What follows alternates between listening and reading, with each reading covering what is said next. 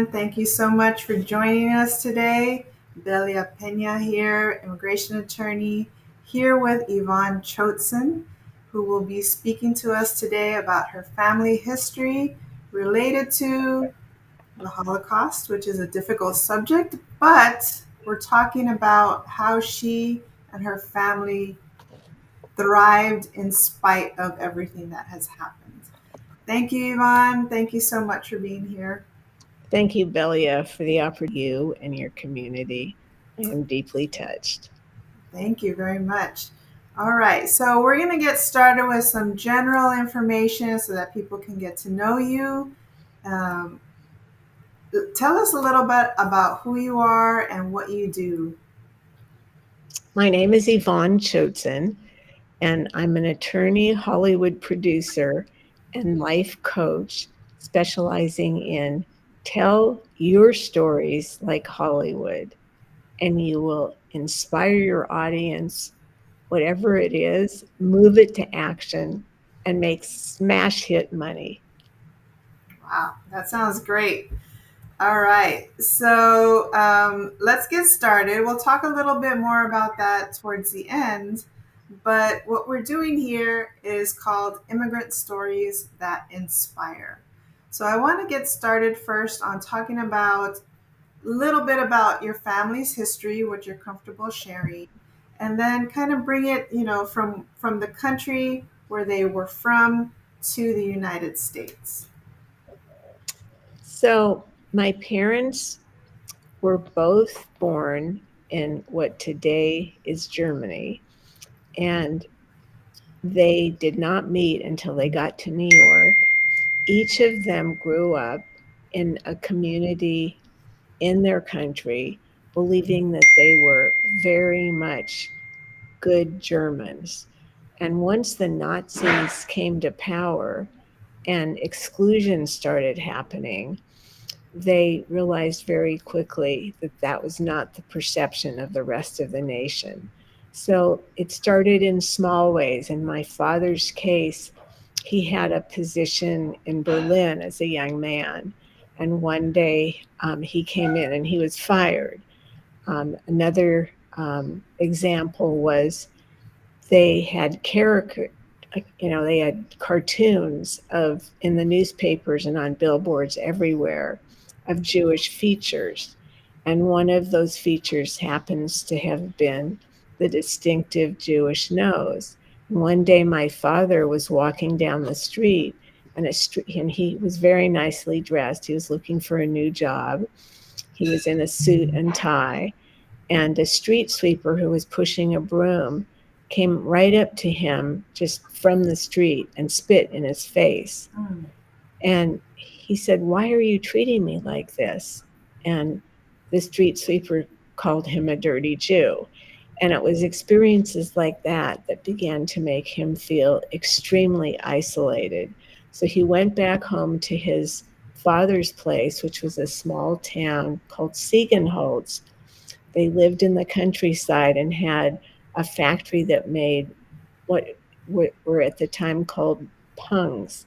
They were the top of beer, um, beer containers, and they were used all over Europe. And so his father, they filled orders all over Europe. His father decided to make him a salesman, and he sent him. My father's name was Walter. He sent Walter on the road to take orders, and everywhere that he went, when you walked into a building to greet people, you were supposed to go Heil Hitler.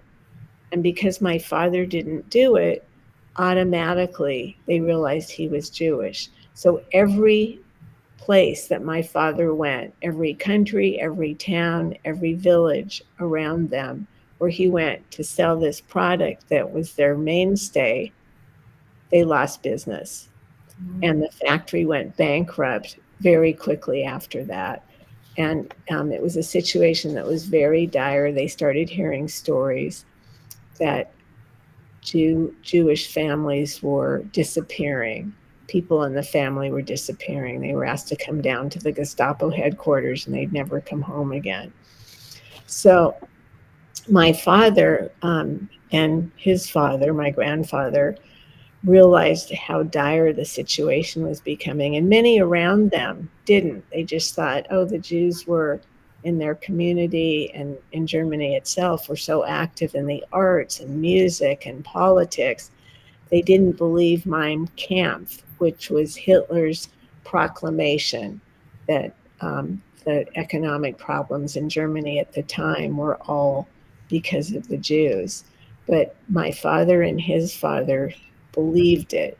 So what they did was they melted down all the family heirlooms, all the silver, the menorah, the candlesticks, the plates, into little chunks of silver.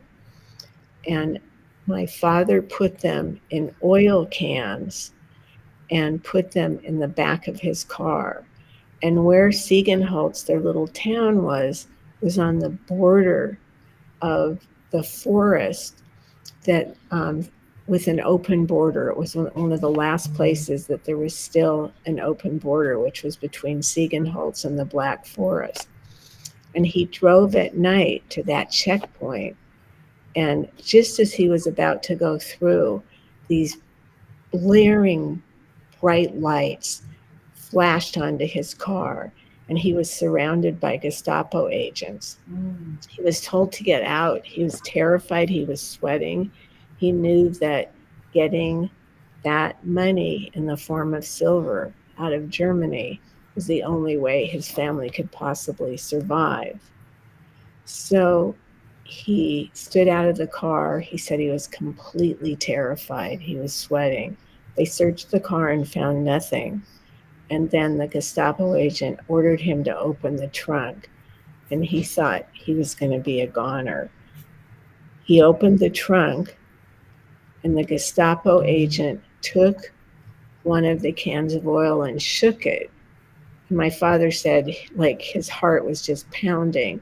But because the oil was viscous and the chunks were floating inside it, he put the Nazi agent put the can back and said, "Why so many cans?" And Walter said, "Well, there's engine trouble." And he was allowed to drive into the forest. And he poured out the oil and at an appointed tree dug a hole and left the silver there. And his nanny, who was German and who loved the family and they had to let her go for her own safety, came to that appointed place that they had arranged and took the silver. And so that silver became their tickets to get out of the country. First, only Walter was allowed to go. So once he had the tickets, then came the next challenge. How do you get a visa? So he went like early in the morning, like 2 a.m. He thought he'd be the first in line. And when he went to the German embassy, he was so shocked. The line was over a mile long, and he had thought that he was getting there early. And he quickly realized that he would never get a visa despite now having tickets in hand.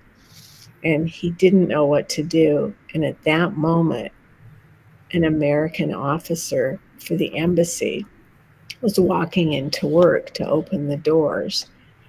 And my father, who had a gift for languages, he's always been like a linguist, turned to him and said in perfect English, "Good morning, sir." And the officer jerked and turned around like that and said, "Are you an American?" And he said, "No, sir, but I'm trying to get to your wonderful country." And because of that connection, that serendipity, no reason except for that moment of fate, he put his arm around the young Walter and took him to the front of the line. And he was the first person whose visa was processed that morning. Wow. Walter got out. So that's his story of getting to America and then being able to sponsor his parents.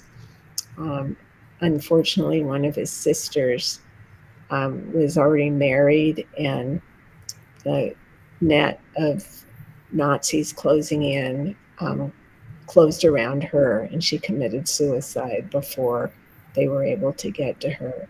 That is a sad story in our family, and one of my sisters is named for her. So that's his story of escape. My mother's story was also very dramatic. They met in New York and they saw a picture on a postage stamp of Mount Rainier that reminded them of their beloved homeland in Bavaria. They both happen to be very much nature people. So they took a train to Seattle and they started a new life there. And Mm. my twin brother Daniel were the firstborn of 8 siblings that they had, and I think their big family, which is unusual for a Jewish family that's not an Orthodox Jewish family, I think the impetus was they were getting news that more and more relatives were disappearing. And by the end of the war, they learned that we had lost 89 family members to the gas chambers. Oh, no. So I came into the world with this legacy because my parents felt this tremendous sense of guilt, which I don't think they even knew that they passed on to us. It's almost like ancestral trauma. But the message was, why did we escape when so many did not? Mhm. For what purpose are we here on the earth? And the message that they gave each of my siblings, each of my brothers and sisters grew up with the same message. It's our job to give back. And so I went to law school. Um, I would have loved to do corporate work and make a lot of money, but the message was give back. There is a concept in Judaism called tzedakah, which is a concept of social consciousness. You take care of the community. And I think, you can see a lot of people, Gaza and the trauma there aside, but in general, the Jewish um, mandate to be a good Jew, you give back to your world. And so I'm a public defender now. I became a federal public defender. And you and I have that in common, that you currently are, and I was for over a decade, a federal attorney. And my job was to defend the indigent. And along the way, defending hundreds and hundreds of people from misdemeanor trials to felonies, I had to cultivate some of the same skills that I cultivated growing up around storytelling. I'm the oldest of the 8. My father used to always tell us bedtime stories to get us to sleep. And one day, when the family had grown, he turned to me and said, "It's your job to tell stories that put your siblings to sleep." And there's no more difficult audience than little kids. Mhm. So to keep them on the edge of their seats, like, what happened next? What happened next? And then to resolve a crisis quickly and have a happy ending so that they would not only go to sleep, but sleep peacefully. Mhm. I had to learn to tell those little stories. And we grew up in Seattle, as I mentioned earlier, in a community where we were like in an integrated neighborhood. We always had we lived on very close to Lake Washington, and Lake Washington is 22 miles long. And so along the coast, there's this Gold Coast of houses that look at the lake. But like a few, 100 yards back, it gets lower and lower and lower income until you get up to the community that's very racially mixed. And so you have this one world close to extreme wealth and the other world, and we went to public school, that was 90% of all different mixed races. So you learn to walk in this I would say, beautiful United Nations soup of people of all different backgrounds. And I think that was a gift too. And because we were so many kids, my mom was a um, child photographer, which is another form of storytelling. And my father was a notion salesman. He drove around the state selling with suitcases with samples, selling, bobby pins and sewing goods and children's toys. But he always came back from those trips and told us stories. So we all were always eager for his stories when he came home. And it seemed like a natural transgression. We started doing puppet shows so that we Mm. could go to birthday parties, and we would do puppet shows as a team. And the people would give us money for entertaining their kids, and we'd also get birthday cake.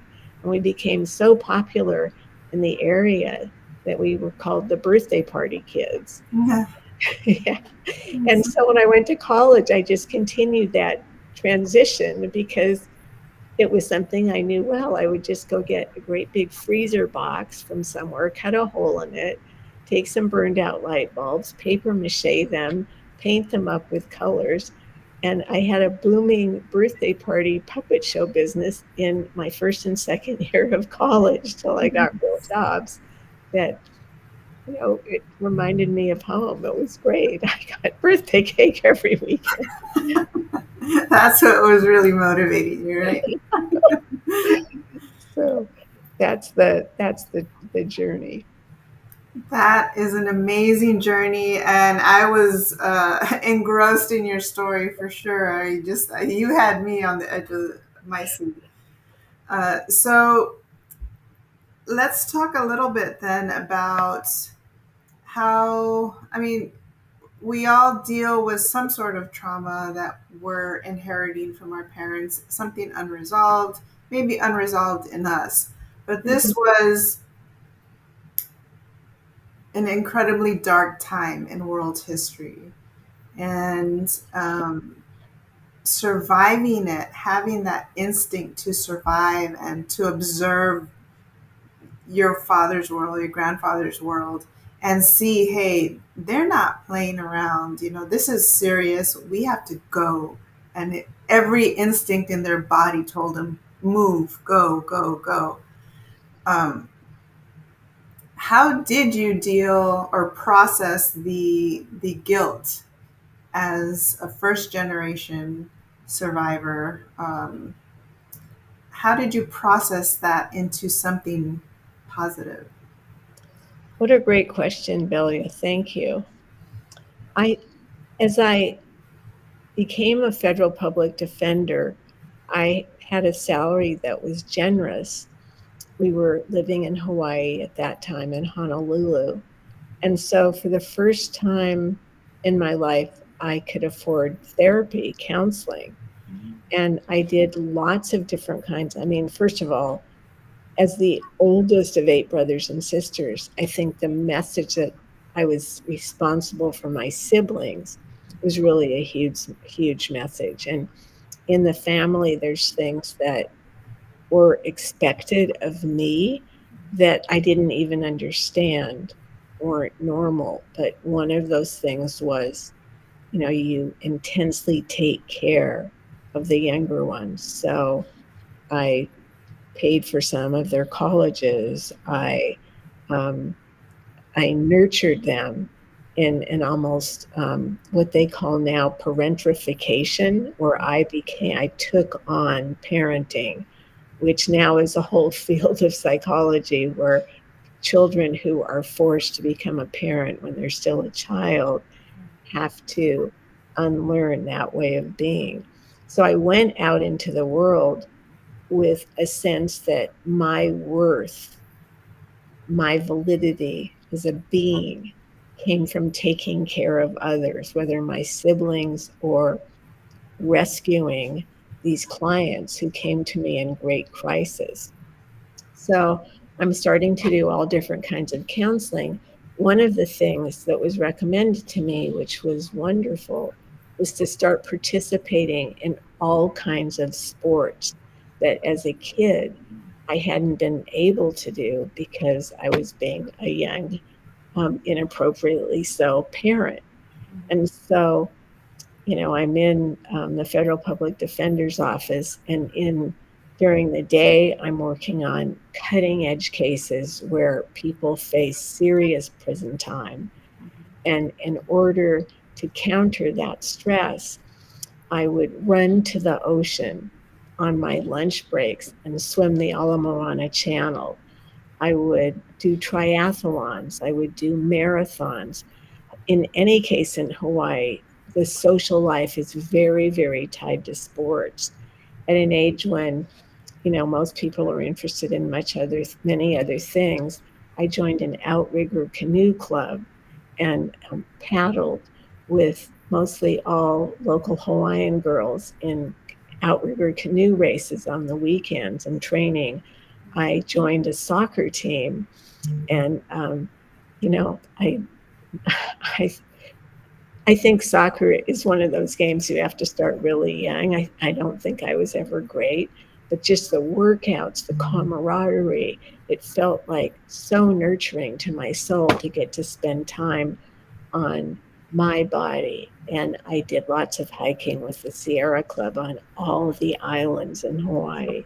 So all that universe of sports giving back to me, the kid who was doing so much childcare, changing dirty diapers of younger ones for years. Mm. I didn't want to see a baby. It's like I was like, don't show me a baby. Like everybody would ooh and ah over babies, and I was like, no, babies. So I think the sports were very therapeutic, and I was also doing lots of different group counseling, exploring all kinds of different counseling. And I think as that process was going on, I had bigger and bigger cases because I was becoming more and more successful. And finally, I was appointed to what was called First Assistant Federal Public Defender. And in that regard, I got the cases that were potentially facing the death sentence, and so huge stakes, and also cases that had the potential to go to the very high courts. So there is a very young lawyer. I had a case, it was a free speech constitutional case that went all the way to the US Supreme Court, Wow. which was a huge feather in the cap of a young attorney. The ACLU ended up coming in and splitting up the issues. So the issue I was given to moot court and get prepared to speak on was never actually called on by any of the justices. But Mhm. to have that experience as a young attorney was just, you can't buy that kind of experience. Absolutely. So, and when you leave, they give you a huge plaque in which there is a quill pen made out of a feather and sharpened to a point to dip into an inkwell, just like the pens that were used to sign the Constitution of the United States. So there's this great sense of legacy.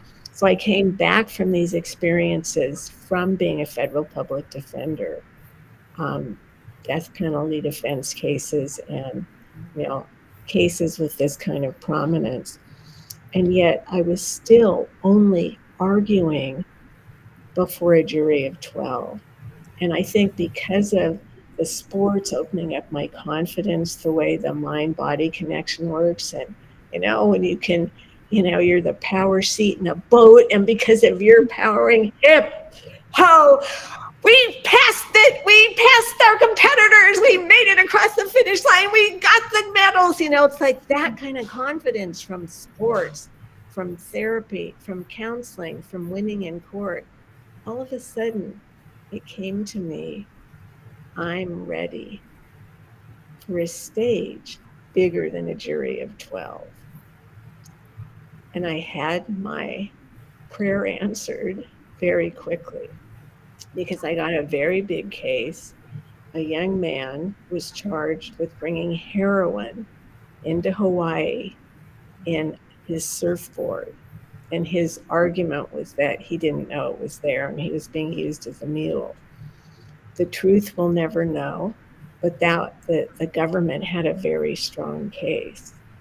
And I remember when I got an acquittal in that case, based on the jury, after hours of fighting and deliberation in the back jury room, deciding that yes, there was not enough evidence to convict him beyond a reasonable doubt. If you rush out of your house for a meeting, and this is what I told the jury, and you ask yourself, did I turn off the stove?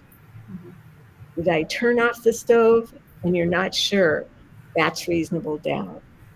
So this young man went home to Peru instead of spending 38 years in the United States federal prison. And on the way home from that case that had taken weeks and basically sucked my energy dry, I was driving my little 450 SL Mercedes convertible and I crashed into a tree in the median strip right in front of Ala Moana Center. And I was sitting there, the tires were still spinning, and the police officer came up. He asked for my license, and there's a federal public defender insignia that goes over your license in Hawaii. There's a little badge. And he said, so you're an officer of the court. He said, we're not happy as law enforcement officers with the acquittal your client just got. And he said, he just gave me some advice. He said, hey, girl, listen to your heart. Are you doing the work you should be doing? That's all he said. And he didn't write me a ticket. The tow truck came. But that was a turning point for me. And so I, I remember the car was being repaired, so I had to share a lot of rides with people for several weeks. And one day I got a call to go down to the lockup, and there was a beautiful, buxom blonde, very tall woman who was sitting there, and she told me that she was facing the charge not only of murder for the death of her husband on Kaneohe Air Corps Marine Base, but also charged with a triangle love affair on the base and the kidnapping of her own daughter. And that case was my ticket out of the law because it was appealed to Los Angeles. Hawaii is a very small place. It's called the Ninth Circuit. You go out of your jurisdiction if there's no appellate judge who can hear you. I was sent to Los Angeles to argue the case. And there I was in a huge courtroom in Los Angeles. And I was supposed to argue on her behalf when boom, boom, the courtroom door kept opening and banging shut and opening and banging shut, filled up with people. And it's very rude when you're a federal attorney. It's a huge courtroom. The judge is way up there. It's very rude to turn your back. So I wrote the prosecutor a note and I said, why are all these people pouring into the courtroom? What's going on? It's like a Hawaii case. How does anybody even know about it? We're down, here in downtown Los Angeles. And he wrote back and he said, they're all Hollywood producers. They want the rights to your client's life story. And I just had this flash. I looked at those words. I jumped up and I said, Your Honor, recess, please, recess immediately. I ran down to the lockup. My client, her name was Kathy, she was sitting there. The U.S. Marshals had taken her down the back elevator. She had one white napkin and a single red apple, and she was eating the apple. And I said, all these producers are circling. They want your life story. And the only thing I had in my hand was a pen, and she grabbed the pen and she took that napkin. And I watched as she wrote, Yvonne Choatson is my producer. And I still get chills at that moment because she said, my daughter, who I got charged with kidnapping when my dead husband, what happened was she had a love affair while her husband was at sea. He came back early because he had a terrible stomach ache, walked in and found her in bed with another Marine. They had a fight. Her husband was killed. And so her mother in law, her dead husband's mother, got custody of her child. The mother in law lived in Alabama, very conservative place. And she said she told the court there, where she was very powerful and wealthy and well connected, that my client, Kathy, was a hussy and she should not have custody of her child. So, what Kathy had done, she's hard to miss. She's a very large woman, very huge busted, as I said, big, high blonde hair. With her sister, they put on black wigs. And the only day in that year in the town of Alabama where um, this grandmother lived with her daughter, that everybody came out of their houses and hung out together openly, was, guess what? The 4th of July, huge celebration in the park with hot dogs and music and flags and marching and choir singing. The rest of the time, Kathy had no access to her 6-year-old whatsoever. There Mm. was barbed wire, a high fence around her mother in law's house. So they hid in the bushes. They had a car waiting with their boyfriends. And sure enough, little Christy, who was her daughter, came out to play with a friend. She was chasing a balloon, and they grabbed her and put her in the car. And Kathy was reunited with her daughter for the first time in 3 years. And they did a cross country chase. Her mother in law alerted the FBI. They were caught after running through 7 states, and her child was removed from her forever. She was sent back to Hawaii, now charged with conspiracy in the murder case. That's why I was involved, and the kidnapping of a child. It doesn't say her own child, it says the kidnapping of a child. Very, very high stakes. So she wrote on that napkin that day. Well, she wrote, Yvonne Chosen is my producer. And then she took my hands and said, get money for my little girl. Get money from those producers so she has a good life, because I know I'm going to be locked up for a long, long time. I appreciate everything you've done, Yvonne, but get money for my child. And she gave me her life rights. And I went into that meeting 3 days later at NBC. I was quaking in my boots. I didn't know what to do. I'd never pitched a story before. And then I just took a breath and I thought, gee, pitching. What is so different about pitching a story to a room full of executives and arguing for someone's freedom in front of a jury? Mhm. It's the same storytelling. That's And I right. talked myself down. And do you know, not only did Kathy Brown's story become a movie, it became a 4-hour movie. They made it as a mini series. It was NBC's highest rated miniseries in 8 years. It starred Martin Sheen and Patty Duke, and my phone never stopped ringing off the hook.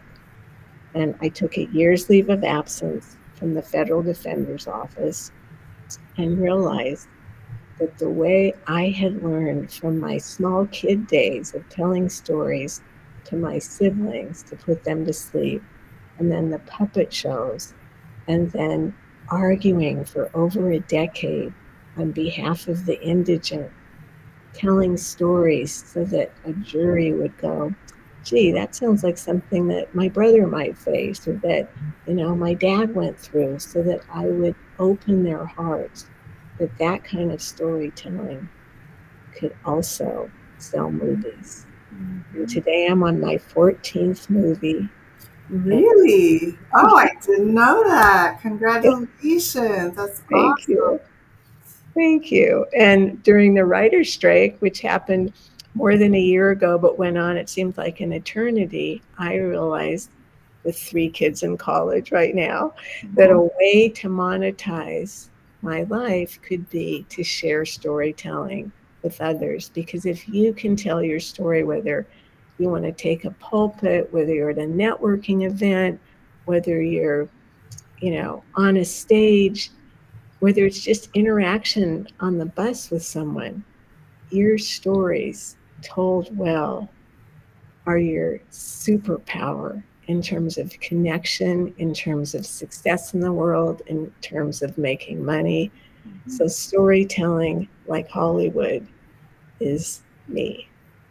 That is such a great story. I love that so much.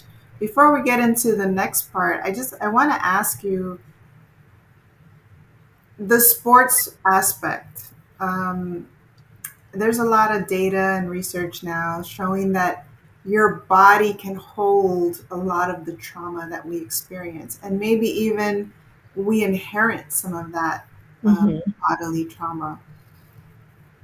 Had you not done all the fun, all the sports, everything that you've ever wanted to do as a young adult, had you not done that, do you think you would have been in a healthy position to see the opportunity, first of all, related to Kathy's story, and maybe be ready for it? Like 100%, you were present, you had continued with your career and persisted with the high stress and the incredible pressure it is to prepare a Supreme Court anything. One page at the Supreme Court is a tremendous amount of work, let alone what you did with the ACLU.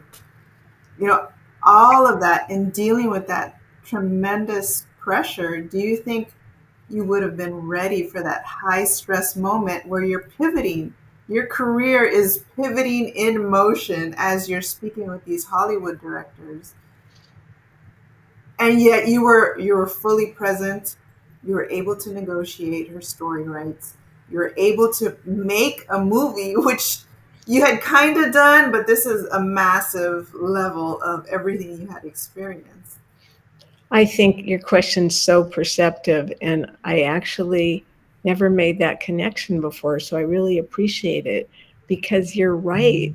In sports, you have to be ready for that burst across the finish line, whatever sport it is.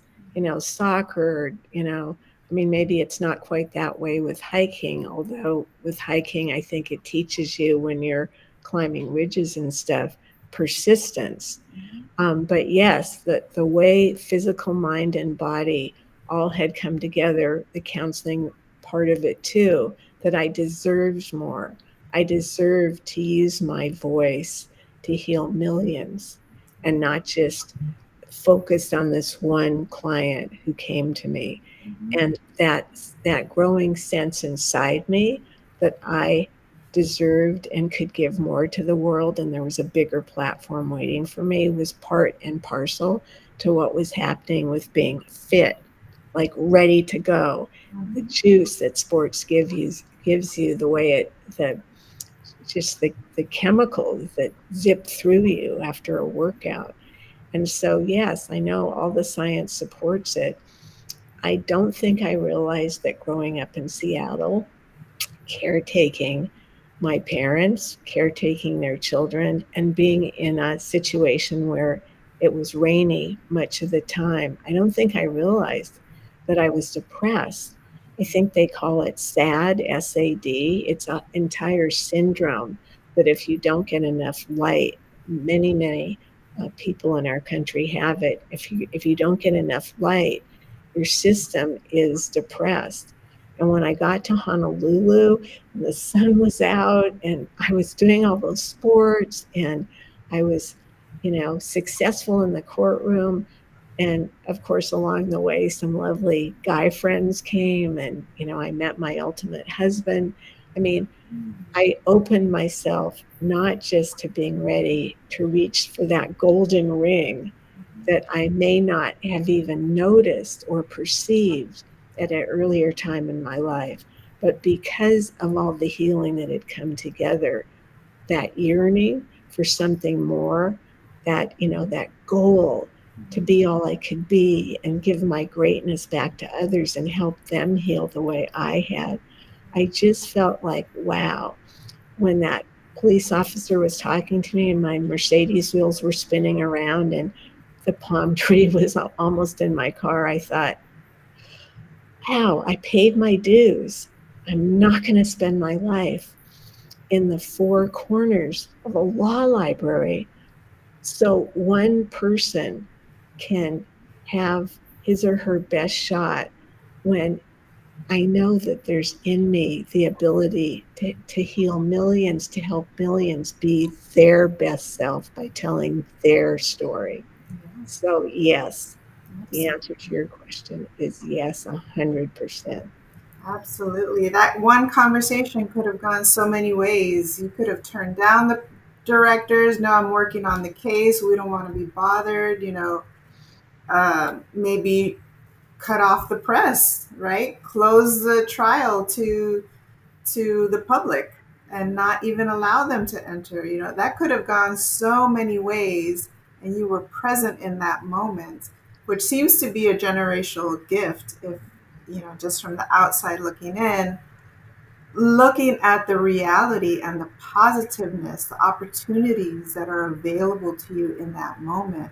That appears to be a gift handed directly down to you by your grandfather and your father. Um, and so I Yeah. applaud you for looking at that, because you just launched this beautiful career that I want to talk to you about as we close out.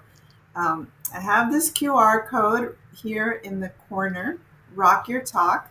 So tell us a little bit again, just to remind people what your business is about, and then tell us a little bit about Rock Your Talk. Okay. So, my business is about helping people find their story. So, each of us has a story. And as Belly has so beautifully pulled mine out of me today with her aware listening and her perceptive questions, it is something that when you can share it with the world, even in like a very short sentence, even, if it's like an elevator speech, they call it, where you bump into somebody in the elevator and you're able to articulate who you are, what you do, and why. You draw your tribe to you, you draw your gifts to you. I somehow, by that focused passion on knowing, when I went to Los Angeles for that argument, I already had articulated in my heart, because I had come to a place of understanding my story, what my next goal was. I was calling it in.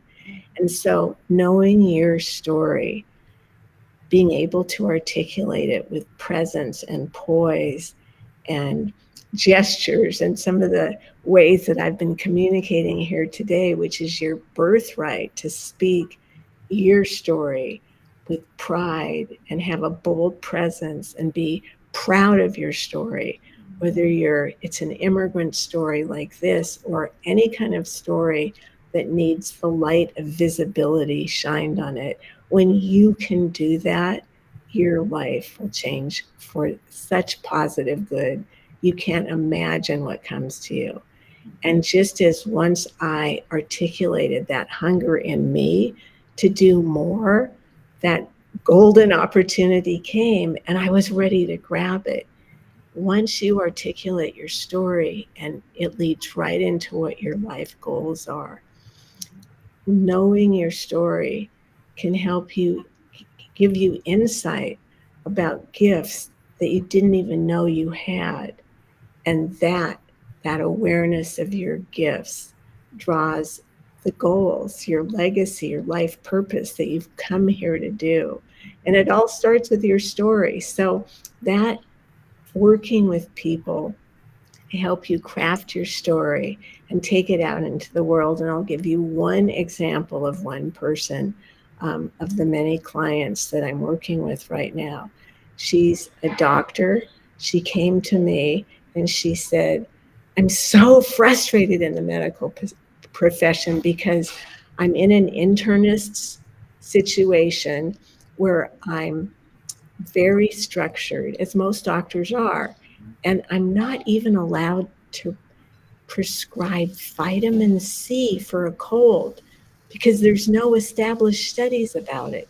She said, I have all this holistic information inside me, but I'm shy. She's very petite.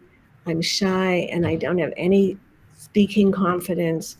So this doctor went from being too scared to present at a lunch meeting at a little round table with her peers to now, just as of last month, she spoke on an international stage. She's on her third book. And in just a little over a year of working with me, she now has a holistic television show offer on the table. We're working Really? contracts together. This is the journey when you bring your story to the world. When you're ready, absolutely. So tell us a little bit about Rock Your Talk. What is that So about? Rock Your Talk is just a fun, I call it come to business church with me. It's this Sunday.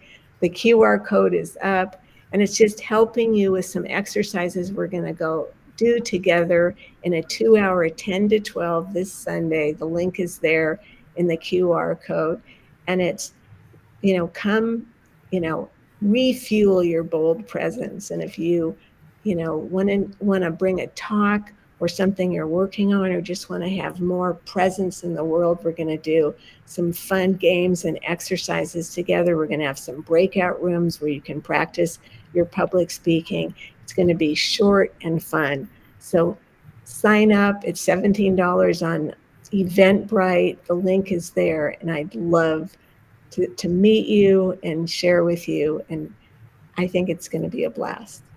That would be great. So, as far as the QR code, you just grab your camera, you take a picture of it, and that will take you to the link that Yvonne just mentioned. And you can register for this Sunday, Rock Your Talk 10 to 12. Is that 10 to 12 West That's, Coast that's time? yeah, that's 10 to 12 Pacific time, and you can just find the time it is for you. I know for some people in Hawaii, that's very early, and for some people in New York, it's not early at all. It's the middle of your Sunday. So come and join us. Would love to have you. Yes, absolutely. And so, what if people want some one to one time with you? How can they schedule an appointment with you?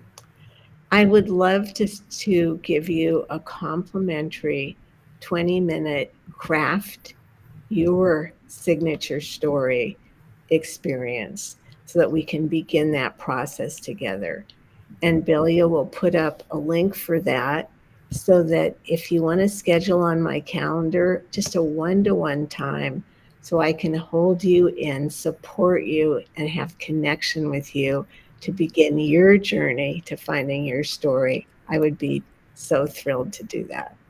Okay, so I just changed the QR code. If you want to see the other code, just let me know. Give us a comment there in the chat. But so right now is the book with Yvonne QR code, and you take a picture of that, and that'll take you to her calendar so you can schedule some time at your convenience. She has set up the calendar with her available times, and you can take advantage of this um, 20-minute assessment. Can I call it that?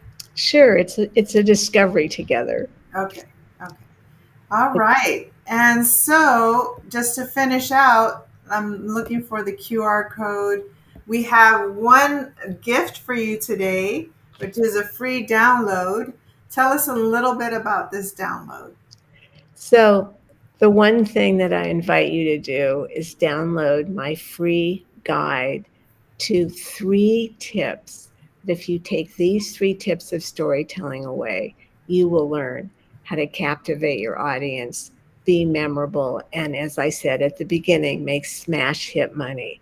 I've I've like synthesized down to the essence in this guide the 3 tips, and it's a free download. It's my gift to you. for watching and sharing with us today.